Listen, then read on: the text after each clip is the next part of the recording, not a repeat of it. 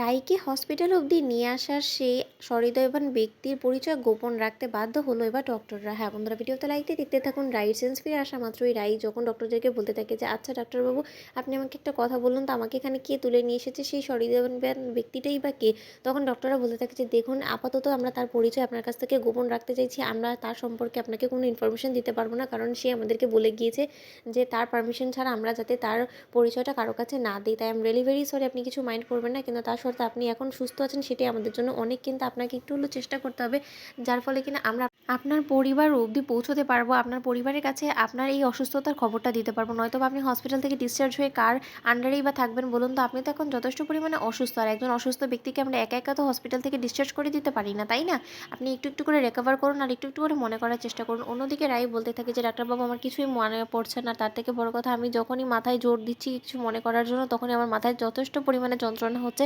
এই যন্ত্রণাটা আমি আর সইতে পারছি না। অন্যদিকে ডক্টররা যখন কনফার্ম হয়ে যায় যে রাই পুরোপুরি অতীত সম্পর্কে সব কিছু ভুলে গিয়েছে আর ওর স্মৃতি হারিয়ে ফেলেছে, ঠিক সেই সময় পরিচয় গোপন রাখার সেই সহৃদয়বান ব্যক্তির কাছে গিয়ে ডক্টর বলতে থাকে যে দেখুন, I am really very sorry to say, আপনি যে ঘটনাস্থল থেকে যে মেয়েটাকে উদ্ধার করে নিয়ে এসেছেন, সে তার অতীত সম্পর্কে সব কিছু ভুলে গিয়েছে। আর তার থেকেও বড় কথা যে সে কোনো কিছু রিকল করতে পারছে না। আর যখনই সে চেষ্টা করছে কিছু মনে করা, তখনই তার মাথায় তীব্র যন্ত্রণা সৃষ্টি হচ্ছে। আর তার ফলে আমরা ওনাকে এখনও পর্যন্ত প্রেশারাইজ করতে পারছি না। আর আপনি প্লিজ যে করেই হোক না কেন, আপনার পরিচয়টা তার অবধি পৌঁছানোর একটা ব্যবস্থা করুন, কারণ উনি বারবার করে উত্তেজিত হয়ে উঠছে আর বারবার করে আমাদেরকে প্রশ্ন করছে যে আপনাকে যে এখানে অবধি নিয়ে এসেছে সেই মানুষটা আসলে কে। সে আমাদেরকে এতবার করে জিজ্ঞেস করছে যে আমরা তাকে বলতে বাধ্য হচ্ছি, কিন্তু তার সত্ত্বেও আপনি যেহেতু আমাদের কাছে রিকোয়েস্ট করেছেন যে আপনার পরিচয়টা গোপন রাখতে, তাই আমরা চুপ করে রয়েছি। কিন্তু এটা কতদিনই বা চলবে, সেটাই তো আমরা বুঝতে পারছি না। আচ্ছা, আপনি কি কোনো মতে এই মানুষটাকে চিনেন? হয়তো এমন হতে পারে যে মানুষটা আপনাকে চিনে ফেলে উত্তেজিত হয়ে পড়তে পারে, তার জন্য আপনি এরকমটা করছেন।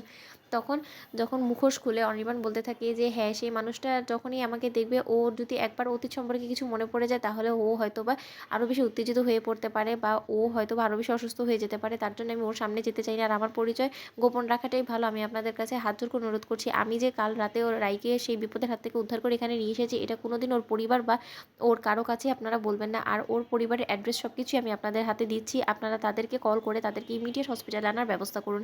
অন্যদিকে রায়ের গোটা পরিবারকে যখন ফোন করে ডক্টররা বলতে থাকে যে দেখুন, আপনাদের মেয়ের কন্ডিশন যথেষ্ট পরিমাণে ক্রিটিক্যাল, যথাসাধ্য পরিমাণে আমরা আমাদের চেষ্টা করে ওনাকে বাঁচিয়ে তুলেছি, কিন্তু এখন আপনাদের বাদবাকিটা দায়িত্ব। আপনারা প্লিজ যত শীঘ্রই সম্ভব হসপিটালে আসার ব্যবস্থা করুন। অন্যদিকে রায়ের বৌমনি থেকে শুরু করে সকলে যখন স্রোত সার্থক হসপিটালে চলে আসে, ঠিক সেই সময় স্রোত রাইকে দেখে বলতে থাকে যে দিদিভাই, তোর এই অবস্থা কে করলো বল?